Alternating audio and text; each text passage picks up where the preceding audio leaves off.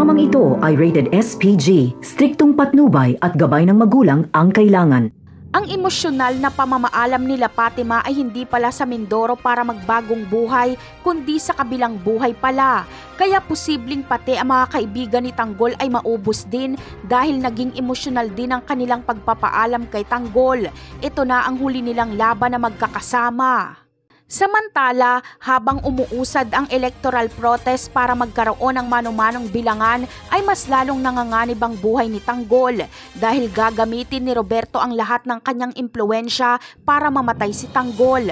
Para kahit magkaroon ng mano-manong bilangan at manalo si Tanggol ay wala pa ring silbi kung patay na ito. Si Miguelito pa rin ang uupo. Sa kabilang banda naman ay masyadong minamaliit nila Lucio ang kakayahan ni Ramon.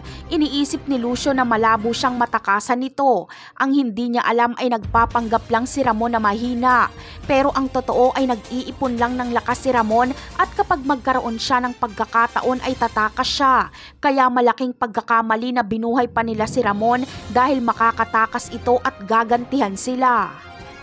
Sa mga susunod na episode naman ay si Ponggay ang magiging partner ni Tanggol sa mga laban.